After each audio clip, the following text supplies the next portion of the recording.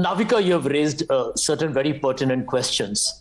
As far as the India alliance is concerned, and I will emphasize again and again, is India alliance.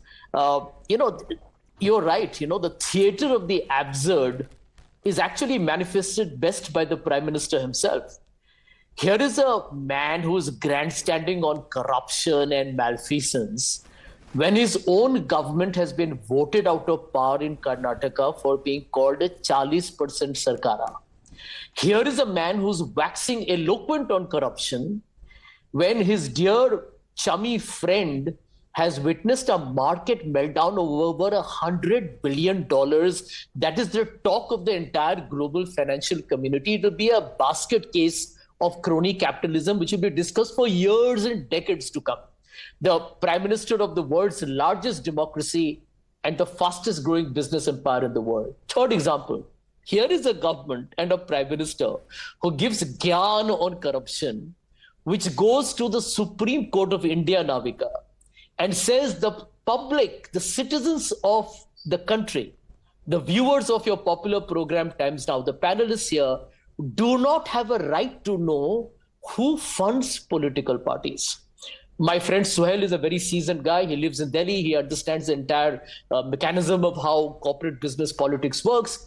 Here is the truth. We all know it, that corruption in India will never go away until the people of this country don't know transparently as to who funds political parties, because that is where the quid pro quo deals happen. We have become so normalized to this corruption that we are okay with that. Sab kuch chalta hai, wo bhi chalega. Now, here is the truth.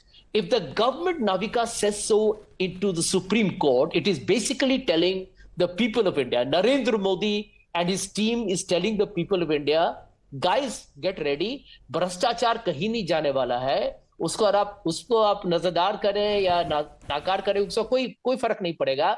ये तो देश का सबसे बड़ा मुद्दा है, इसको हम और बड़ा करेंगे. Sanjay Jha, I agree with everything you're saying. I agree with everything you're saying, but you're also taking 10% of the same electoral bonds which are non-transparent, number one. But that's not the debate today. That's not the debate. आप तो ऐसे बोल रहे जैसे आप इन सब से ऊपर हैं. आप आसमान से नीचे उतरे हैं. आपने कभी गंदा पैसा टच ही नहीं किया भाई. आप भी उसी इलेक्टोरल बॉन्ड से ले रहे हैं और अपनी पार्टी चला रहे हैं. But that is not the debate. That's a debate for another day. I'm asking you two simple questions. Do you condone running of governments by a chief minister sitting in a jail? Yes or no? Simple. It's either right or it's wrong. There's nothing in between. Navika, here is the point. I heard the AAP spokesperson say about Arvind Kejriwal. But can anybody on your program deny? And why is AAP not justified? I think the India alliance is justified.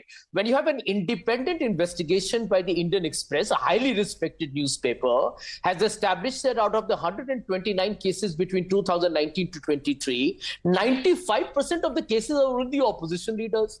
You know, we have talked about that. That is fine. That is also fine. I take your word for it that is also targeting of the opposition. But is it right to run a government from the jail? Yes or no?